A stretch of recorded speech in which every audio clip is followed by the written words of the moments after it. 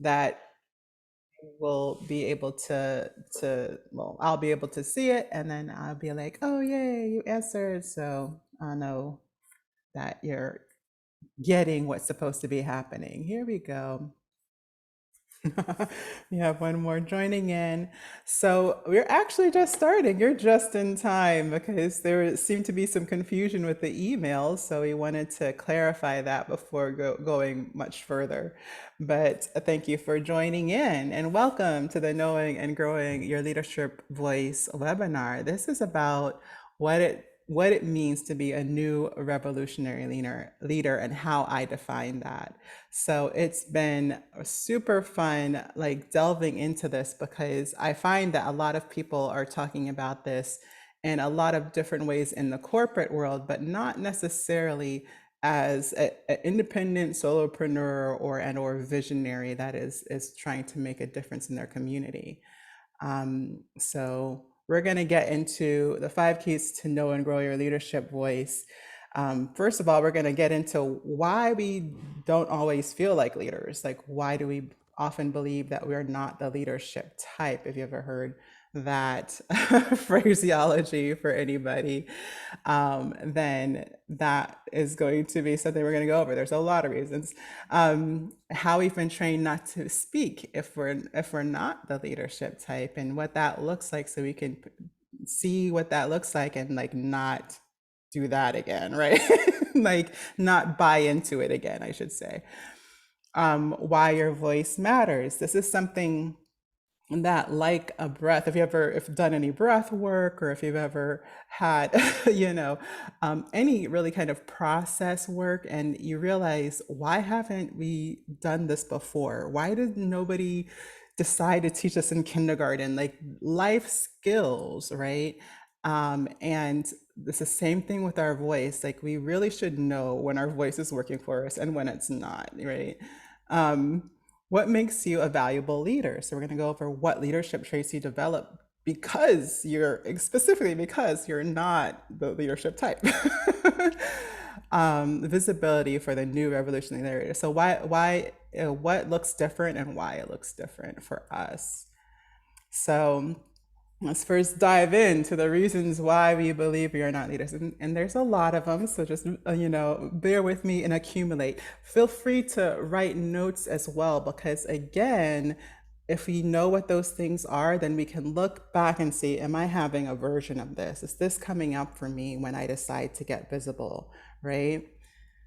So the first one is that people haven't listened to you before, right? Like, you started talking and somebody ignored you, or you said something and then somebody like kind of subliminally took it in and repeated it. They heard the person that repeated it, but they didn't hear it, that the thought came from you, right? Like, this happens a lot when we have kind of some energy things that we're developing around our voices. So one of the other thing is that we're not fast or loud enough. So again, traditionally in our society, especially in America, we just are experiencing a lot of extroverted leadership. So people are loud and bright and flashy and fast, right? And we're not all like that, right? So we don't see a lot of our selves represented, and then the attention span of people, right? It may not be conducive to our version of leadership. This is just like a large section of people, like pretty much everybody. This is everybody. Usually that shows up for me. But there's so many reasons, like women in and of itself. And if you're here, you're probably well informed that the feminine energy in general has been devalued in the entire world. And so it shows up in so many ways, being softer, quieter, more expansive, more reflective. All of these qualities are not highly valued traditionally in our culture. Being not like LGBTQ, I also think of it as just, you're not fitting into a category. You're not fitting into one of those, just people expect you to fit into one of these things that they set up over a long period of time. And if you don't fit in, if there's a lesser amount of you in your defined category, then less means less valuable, right? Like there's not enough voice or weight for you to be listened to. This is again like just stuff that has been programmed into ourselves and our identity. If you're a BIPOC, so this is Black, Indigenous, people of color, right?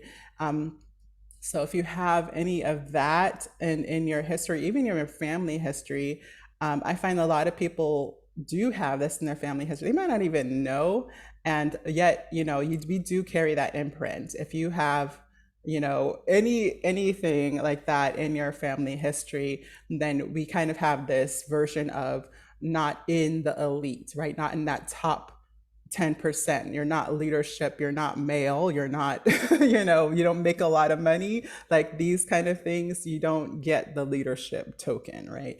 And this is also, that brings us to the poor low middle class. Like again, like if you're not making millions of dollars, all of a sudden your voice isn't valuable, or you don't know enough, or nobody is interested in being like you, which is not the point anyways. But this is what comes up. And then looks, where we don't talk about this, but we are such a visual society. And if you don't have the traditional aspects of beauty, people just automatically write you off as an influencer. And that bothers me because we all have our own versions of beauty, and we all deserve to be represented. Uh, if you're creative, so anything like musician, artist, and in your crafts, even like all of it, we are not considered productive or contributing members of society, because we're not making things that we can put on a shelf that people can buy. This kind of idea that it must be produced in a way that serves at this kind of survival level, right? Can even if as I say that, I think, really, we're still in survival mode in 2021? Like, can we move along, right? And the reality that as a creative, we serve to raise the vibration, bring love and attention to things, right? Like even like the colors on the slide, that creativity makes it more engaging, right? And so we need to recognize the value of that. And if you're living in some kind of profession that requires a practice, I call this, I'm still not thinking of a way to encompass all of it, but basically like teachers, therapists, doctors. If you had to, in order for you to serve or to work, you had to be agreed upon by a committee and a history of educators, right? That you can do what you do, then we often are still looking for that committee after the fact. And when we have a divergent voice, it's no longer considered professional or valuable, right? And so that can really halt the voice. And then finally, like being a highly sensitive introvert or intuitive.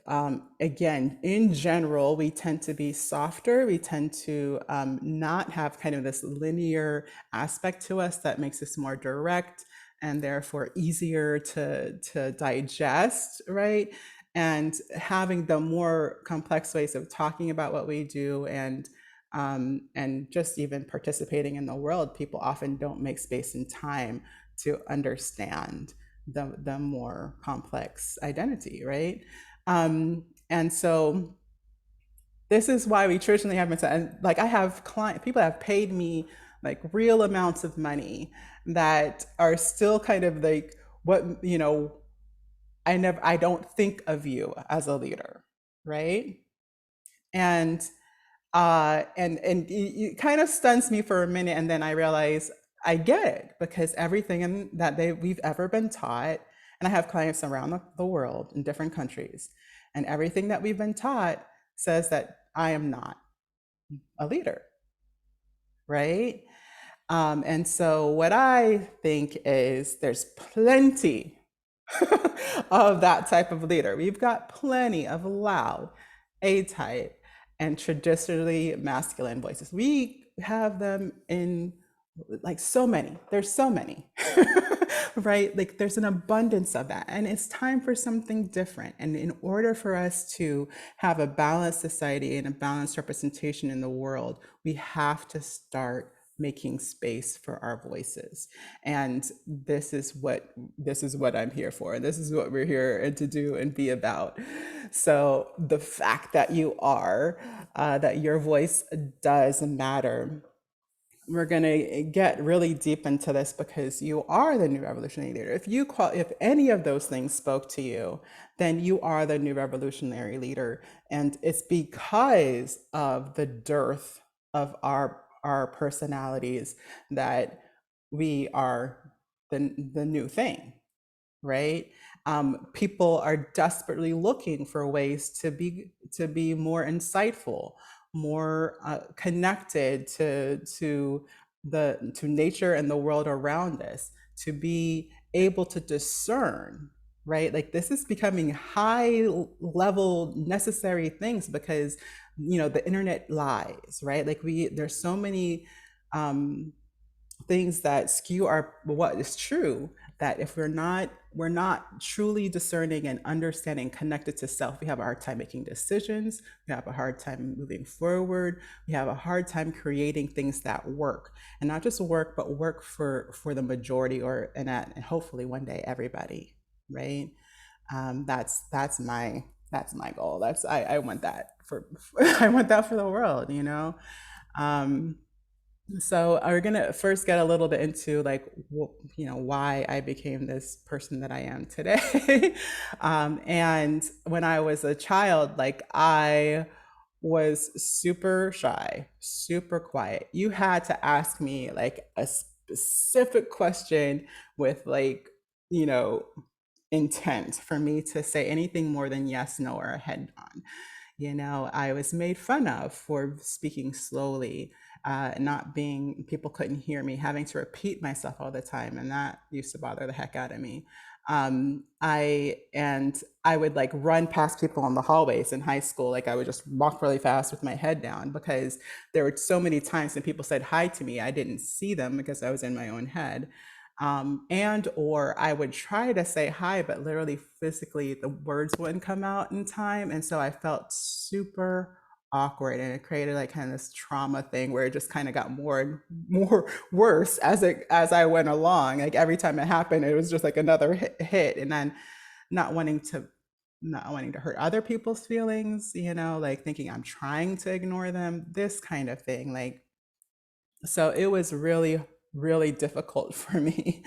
And it took a lot to decide, even number one, that I wanted to speak up in the first place, to use my voice. But then also to cultivate that and share that with others. And the way I did it was through music, because music was so meaningful to me. I was willing to put myself out there for the creative work, right? To be a part of that level of beauty in my mind, right? So this is me as an opera singer. I was doing La Principessa of Suor Angelica in DC, in the Virginia area. And so obviously I was having a moment because I was super excited about what was going on.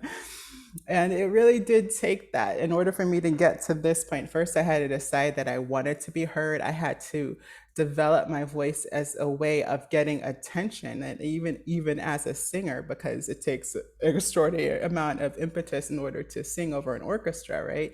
And so all of a sudden it was my complete opposite of what I had been doing the whole of my life, right? And so first I had to decide to be heard as a singer, and then as a singer in an audition when um, I had been told, plenty of times that, I wasn't good enough by not getting hired, by not even getting, the denial letter, or, like all of these things. And then being told like this voices in my head from my teachers about what I had to look like and who I had to be valuable in this arena. I just had this moment one day in a bathroom. I was like so done. I could feel like, I didn't know what that was at the time, but I could just feel my like soul just like crawling up. And I felt this kind of angsty I'm mad at everybody. And I remembered all of the teachers that I had seen that had been mean, right? And I knew that that's what was happening to me. I could feel my heart shutting down. This is essentially what was happening, right? And I was like, I refuse. Like, I'm happy with me. I'm happy with my voice. I like the outfit I have on. I don't need to turn like because the messaging is that you need to put on a dress because you're a girl, and that's the industry. Um, and I was like, I like my pants. I look good. I'm gonna sing in this, you know. And I went in there and I sang and I appreciated myself. And it was like for the first time I decided it didn't matter what they think, you know. It didn't matter if they liked it because it was what I had to give and it was what, you know, I came in for. And I was blessing them by showing up with my voice, and they can appreciate it or not. That's their business, right? And so that was like the changing moment when I really decided that my voice had value, right? And so this is the process I developed. I have a course called Vocal Alchemy, and so this is a little sneak peek into that process of what it takes and what it looks like when you decide to use your voice and to develop it. And first, you got to make the decision, like my voice, what I have to say, what I think, what I want is valuable, right? And that's that first step. My voice is valuable. How I'm heard, the fact that it is unique, the way my voice is made up, that it is softer, that it is darker, that I am, you know, Black, that I am, you know, a first generation American, that I am like because of my unique qualities, I I am more worthy to be heard, right? That what I want is valuable. So yeah, maybe the majority of the world thinks that being masculine, loud, and uh, directive is the way to go. But I would like to see more people that care, and I would like to see more people that are understanding of differences in cultures, differences, and even thinking and feeling differences in humanity. I want to see more of these people, right? Like, and deciding that what I want to see is worthy of standing behind, right? Creating space. So this is about being able to create a space for your voice and for what you want to come into the world. And the process of transmutation is where we get into like kind of more alchemy talk, and this could go on forever if I try to get too far into this. But basically, we all have processes. We first got to learn what our affinity process is, and then we got to start using it to start moving what's in us outward, right? And then it's about preparing the space in the way that we have learned is necessary for us and how we need the space prepared. And then showing up to that space. Like that's showing up should probably be number one, but you know, there's a process has beginnings and endings and these things. But like showing up is like that's the whole point of doing all the stuff. And a lot of us, especially the highly sensitives, like for a lot of us, we are in the process. We're experiencing, we're being, we're learning, and we forget about the showing up part, right? So it's something to remember that that is the point of the rest of it. Um, so, how do you discover your leadership voice? One of the first ways you can start is by taking the quiz. So, there's an actual quiz I developed with the 10 questions in it, and it breaks it down into these archetypes that I've built from singing and performance. And I ask direct questions that make you have to see yourself as a singer because when that happens, you start to realize, well, actually, if it was like this, I wouldn't mind. Like the scary version or the version that is like, I'm not a singer, or I wouldn't be on a stage, or I wouldn't show up like that, is usually because it's how I've identified the leader. right? Like being in the spotlight, what that means, and what we'll start to notice as we continue is that it can look different, right? What makes you an unlikely leader? So this is the time when I like to hear from you, whether you've taken the quiz. Well, you can get into some of your answers on the quiz, but if not, then um, like, have you thought that thought? Like, I'm not a leader. I don't want to be a leader. Has that ever come up for you? And what's your reason, right? So I always take a bit of time here because whenever I'm in a webinar, people speed by questions and I'm like, I don't even know what I think, but thanks for asking the question. Like it takes me a little time to digest and discern within myself, right? So we're gonna sit with these questions for a little bit. What experience makes it hard put to call yourself and to put yourself in the spotlight? Have you ever been um maligned, like, right, like, did you ever try to speak up, maybe even in your family, and or even on a stage, and there's just a reason why you're like, yeah, no, that I'm not that person? So Brandy's saying limited thoughts from old programs and experiences from past trauma. So that's that trauma part where you've had an experience that says it's not. Yep, she says it was not safe or allowed, right? And this is my experience as well, especially as a child. Be seen and not heard, right? Have you heard this one? Um, Friends that got attention and knowing that I was nothing like that, right? There was no part of me that felt like, oh, I could do that, you know. Um, and so there's some of those things. And when we realize we can actually, there've been spaces when we held the floor, where we had the attention of the people around us. Now, can we think of those spaces? Have you ever had this feeling of, wow, people are actually listening to me right now? Veronica is saying some of the stuff that comes up for feeling unlikely leadership is that your ideas are put down, right?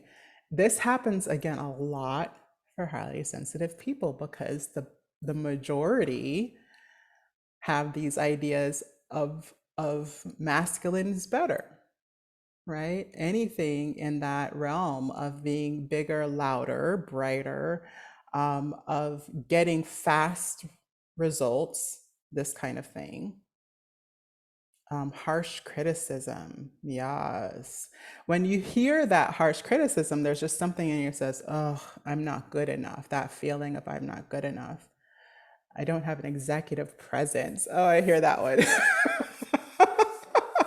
I hear that one so much.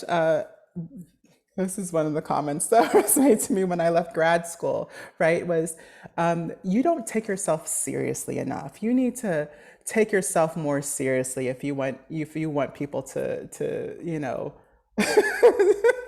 appreciate you. And so I put on this demeanor, right, especially for performance.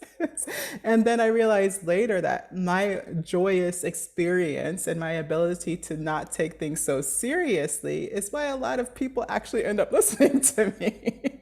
you know? Being too sensitive. This is like that mantra for highly sensitive people, right? Like I am too sensitive. It is not good. Like I'm so sensitive it's not a good thing. It's actually a negative thing, right? Your mode of dress, this is true too, because we are often, again, like there's a right way to look good or successful. There's a right way. Like and yet, when we think about these things, right? We can even go backwards on this same list, and I'm going to say like why it changes, right? The people in the high fashion people, they have runways of people with like balloon skirts and like random objects coming out of their head. And people have accepted that that's high fashion, right? Um, and and it is. And why is it? Because they said so. There's no other kind of qualifier on that, right? Um, the natural hairstyles, yes. And when I came up again, like it was not even a question whether I was going to wear my natural hair or not, Braddock stage, right? Um, like, yeah, exactly. Like, why do we only expect uniqueness in on the platform of a high fashion, right? And so yeah, and so I bought into that idea, and then all of a sudden my feelings were hurt when I saw um, what's her name, Bruga Goodwish. She was the first person I saw with natural hair, and like she was known worldwide,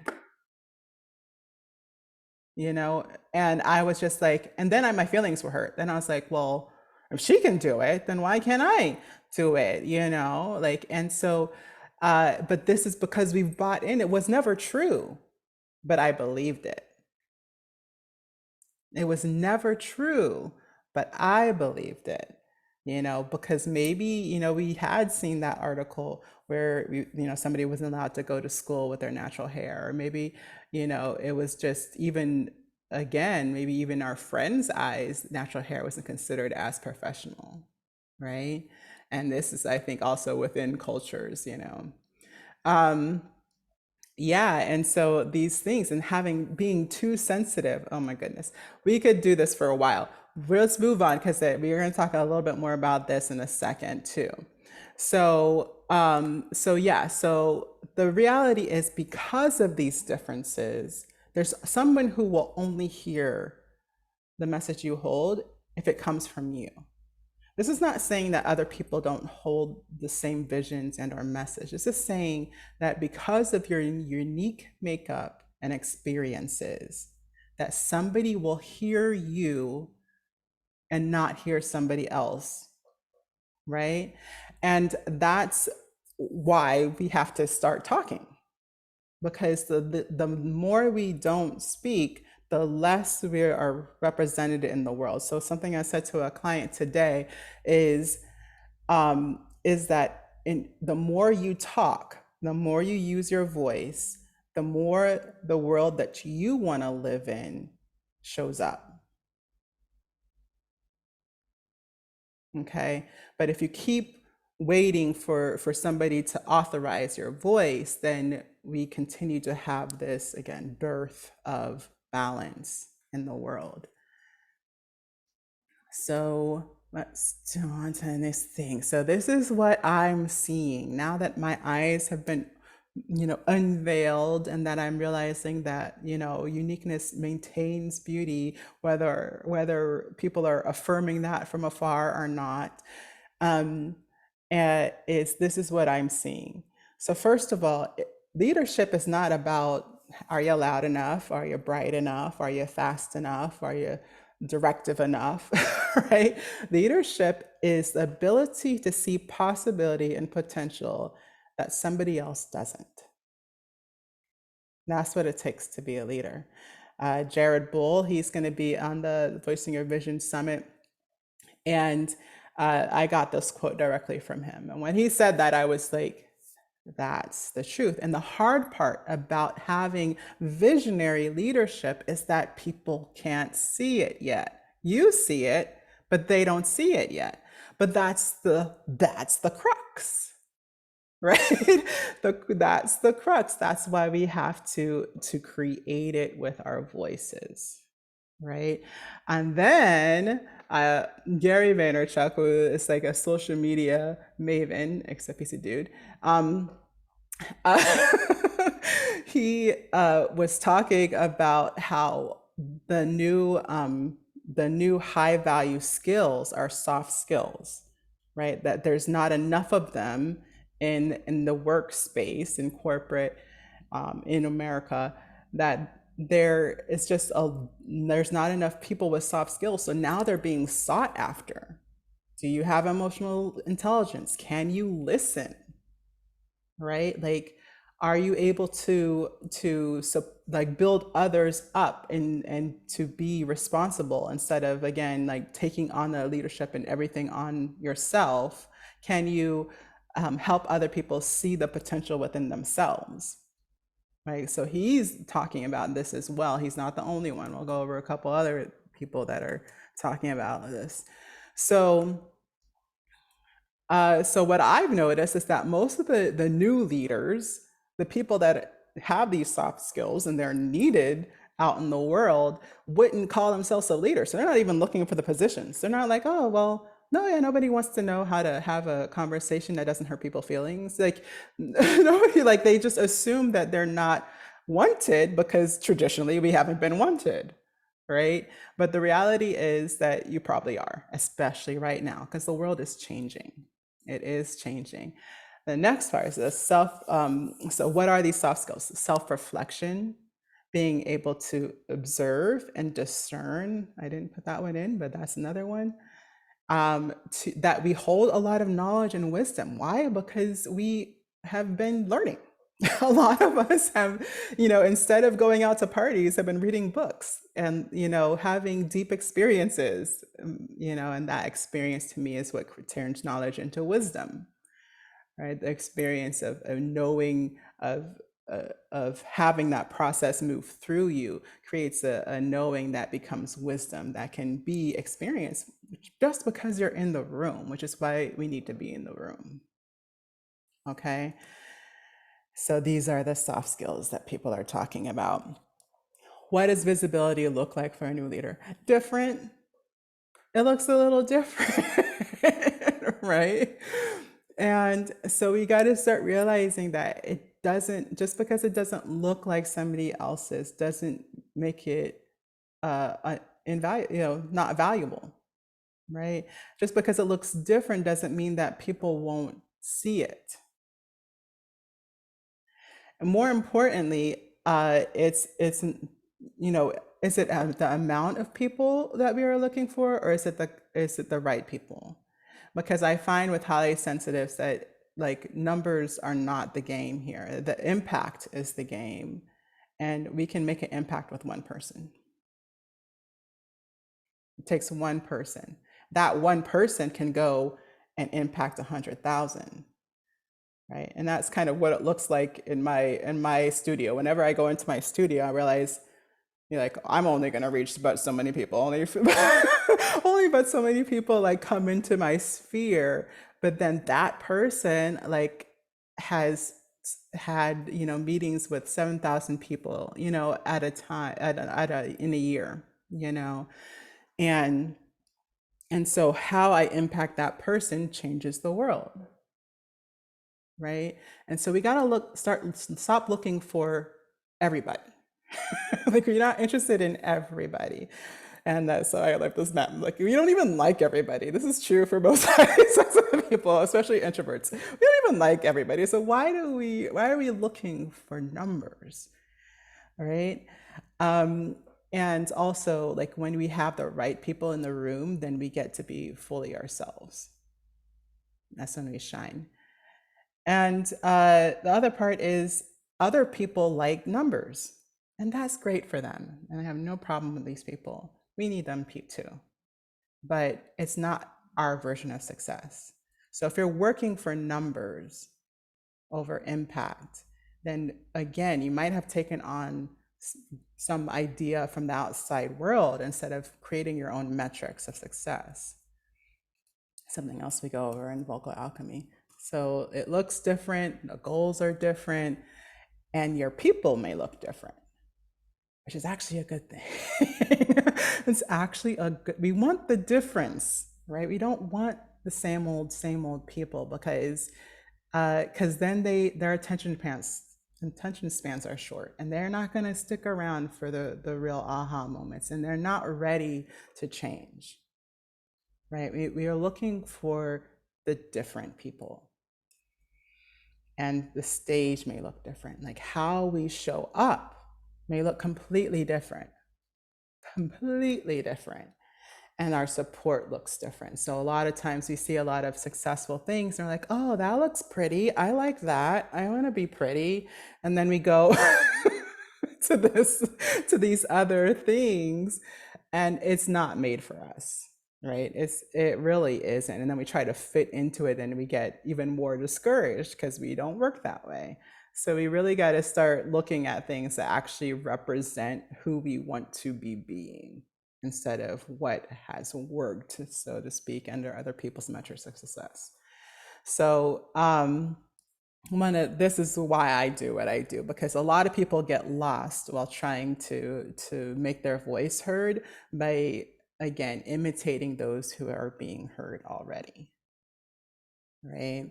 And so I help people understand what the differences of their voice are and what their impact looks like, and then making more of that, right? And so that's why I created the Voicing Your Vision Summit, right? This is why I created this summit, because we needed to see what it looks like when we do it differently. So I have brought together creatives, I've got space holders, people who are delving into process and helping people become more empowered through their work, right? And it does look a bit different. There's some awesome people who get a mixture of extroversion and this ability to deeply dive, right? But for highly sensitive souls, like, it needs to be a little softer. It needs to be a little quieter. Like, we won't stick around. Like, the people that you won't will not stick around if they're being bombarded, right? And so we have to feel that difference and be okay with it. Like, I brought these colors up, and extrovert mentor was like, well, it's beautiful and it's hard to see. Really? Like, you can't read what's on the screen? But but it's like, is that, if people aren't going to slow down enough to see like this variability of difference, then they probably don't want to come, you know. That's all I've got to say about that. And that's what we get here, is that we get echoes of what difference looks like in visibility. So we have some neuro differences, we have some actual, like, the messaging and what they do for people looks very different. But we're also talking about social media, and we're also talking about podcasting. We're talking about the processes in which we get to express our humanity and how it can teach us to be our version of visible. So that's what we got here. So we got the Voicing Your Vision Summit. These are two nonprofits that I'm trying to support. This one on the bottom is actually a client of mine, and she has this organization, Pariba, in Ecuador, that is also established in America. But what they do is they're ending violence. And so I'm just bringing more awareness to her. And then the Keres Learning Center, we're actually sending 50% of the proceeds. And a lot of the people that are on the panels, they have also given part of their earnings into the Keres Learning Center as well, which is for the Cochiti Pueblo, and they teach the traditional language of the tribe.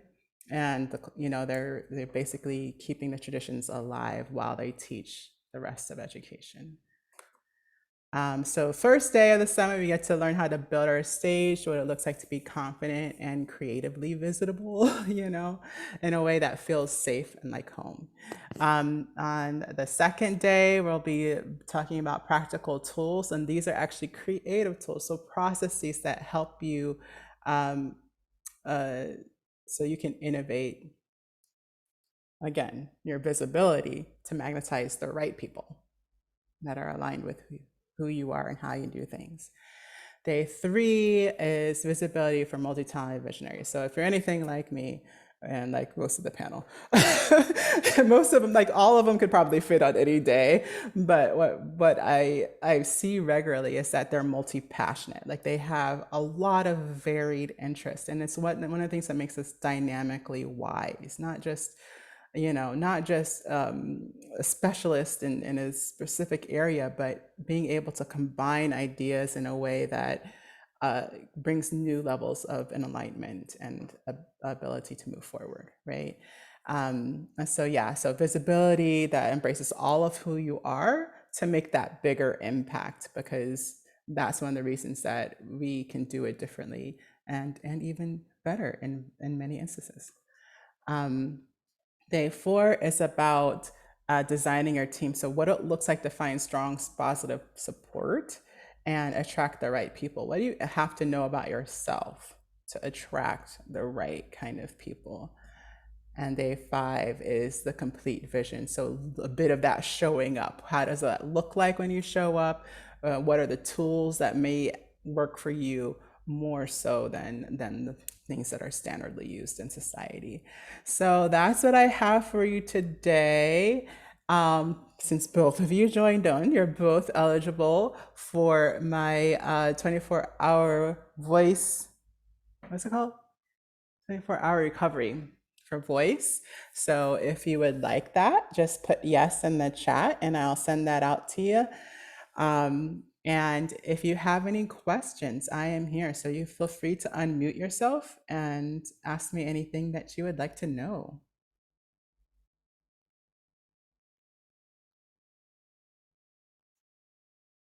So welcome, Brandy. I already spoke, so I wanted to give the other participant a chance first. Oh, that's fine. Yeah, Veronica, if you have anything, any questions for me? For the summit, what time of the day is it? So it's the majority of the day. So it's 9:30 Pacific daylight savings time, and it starts then, and then it ends at 4 o'clock. Okay. And so, and then like each of these speakers, you'll see like there'll be the 5 speakers a day, and then the workshop. So what we'll do at midday is we'll go over our toolbox workbook, where you get to write down what your takeaways are from each of the speakers, and start applying it again to what's true for you. Where can you do maybe some more thinking around this so you can see more of what makes you visible. Okay. Yes. And it's Okay. free, so I didn't put that on here. It's free, so Yes, I've already registered. okay. Good. Good. Okay, I'm just looking at a time, Eastern time, Jamaican time. Oh, you're from Jamaica. My mom was Yes, from I'm from Jamaica. Jamaica. That's why Okay. I'm first generation on both sides, Jamaica and Guyana. Okay. Mhm. Yeah. Yes, I went to Ghana once. I promised to go back. I haven't been able to. Okay. Yes, I haven't been. We used to go to Jamaica every summer though. Okay. Yeah. Yeah, it's so cool. Thanks for coming. Yep. And I must tell you, I've enjoyed the session, and what you said just resonates with me. Oh, I love that. That means a lot to me. That Yeah. means so much to me. Thank you. Yeah. Okay, Brandy. Um, I will ditto that. Thank you so much. I am so happy that you were here leading with your voice for all of us. And yeah, this is where I'm at. I overwhelmed, burned out, 3 graduate degrees. I'm done. I'm done with academia. That did not serve me. My voice was not heard. Yeah. In every, I just did not belong in academia in every regard. I couldn't be seen or heard because I came from a very low income background, whereas just trying to meet basic needs and didn't have the time and didn't have the parents that crafted me into this thing that fit into that world. And then also not feeling like I could use my voice is really where I went away. But my question to you, sorry for blabbing there, No, that's it's too much totally cool. information. Um, sorry for not honoring your time. I No, wanted to not at ask, all. my biggest fear is the tech. And I've used so much as a teacher at the university. But I have not in terms of like social media to meet an audience. I'm afraid of branding because I'm like that typical little tiny white female, and the expectation is I have to be cute and pretty and nice, and that's bullshit. It's total I'm a very bullshit. intelligent, confident woman when I'm in a safe container, Yeah. but oftentimes I don't ever feel safe, and I just want to be around women and children and non-violent aggressive people because I can't deal with that, and I'm working with my nervous system to try to calm myself down in every moment so that I don't I'm just sitting there like, oh my gosh, I don't know how to deal with your energy. I'm afraid of that as well. So those are my two biggest fears that keep me from using my voice. And I just appreciate you and all that you're doing. And how are you, man, how are you able to step into this big role? I mean, you did tell your story, but how did you, I guess it will go over, you'll probably be going over in the summit. I'm assuming, will you be covering, um, how you were able to leverage some tech skills, or did you already have them, or did you have to hire out and be like, whoa, I don't know how to do any of this marketing, any of this tech stuff. I just need someone to do it for me. Could you speak to that experience at all? For Or will it? sure. Yeah, it's in the summit. Jeremy is our tech guy. And we talk about this, about like how we develop our technology skills. I am on along the lines of Jeremy, where it's something that I did to serve. Like literally, I would do it for other people. I made posters for some of the other people that had concerts. This is how I developed it slowly but surely. And this is a key, by the way. I'm giving you an early key. Like how I'm motivated, right, looks different. Like, so most people would be motivated, like, well, if you're ever gonna make money, then you probably should do this thing, right? Like, I'm motivated because I can see how it'll serve somebody, right? And so that's how I learned how to put together groups, how to organize people, because I recognized the need in my community of developing singers to have more experiences trying, not being perfect, trying, you know. And so I that's how I developed that. And so each step was its own movement, right? And then and like again, like how I was motivated to make that step that I was not familiar with. And then it was a slow kind of thing. I came up with social media. That's another kind of benefit for me, is that it was happening while I was happening, right? And so slowly is how I got exposed to it, is because I was on AOL. And then I was on, and then, as Facebook happened, like I was on Facebook, I was on these things, and I decided, like, I don't have anything to say yet. Very early on, I decided I don't have anything to say yet, but maybe one day I will. So while it looks like I'm like, I have pretty sizable social media accounts, they've been very small for a very long time, right? And then this last couple years, when I decided what I had to say, right, is when they started getting bigger and bigger. Um, and so you can let it take its own time, but you'll know when you need support in that, because you're going to say, this is too slow. I don't, like, my time is valuable. I don't have time to figure this out, but it is part of what I want to see. And so I'll get somebody to help me. right? And that's how you do it. Like and that's, you don't pay for something unless you decided that, number one, you don't have the time for it, and number two, that it looks like your version of visibility. Don't pay for things that you don't see yourself in. And if Thank you you're, for speaking to that. Can I interject here? mm-hmm, for Yeah, that's sure. just one thing I think that I've learned through this last year is I've made some monetary mistakes by impulsively so desperately wanting something, but I didn't do the research to really understand, am I really aligned with this coach for this amount, for this period of time, with what resources they have to offer? How I learn, are those resources going to work for me? So I definitely made some learning mistakes this year. And I was curious, is when you go on to find like a coach for yourself or supports, is it that you are just incredibly mindful and slow, interview them, and really just take the time to decide, okay, you align with me, you're going to be the one that's my support, kind of like that? Yeah, that, those calls that we hate to have, right? Because we know we're going to buy something. Um, I've turned them around. Now those calls are, is this person somebody that I feel more expansive around?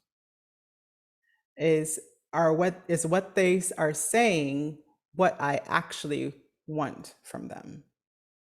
Right? Because people are really good at that. They're really good at saying what they have, but it's not necessarily what you want, right? And you're like, oh, that sounds great. Oh, that sounds great. And especially as empaths, it's great to them, so we'll feel it's great because it's great to them, right? Like, so not decision making material. So yeah, so like what you want to see is, what do I hope to get out of this? Make sure that, like, write it down. What do I hope to get out of this? Are they saying that's available to me? Right? How are they disseminating that value to me? Will I participate in that kind of dissemination, like how they give that out, how they serve, right? um, because again, like, some of these programs are super fast, and this does not mean you'll never be ready for certain tools. It means that until you're ready, there's no point in paying money and sitting down and spending time on something that you're not ready for. So grow yourself, or move and, create that version of yourself and then do it.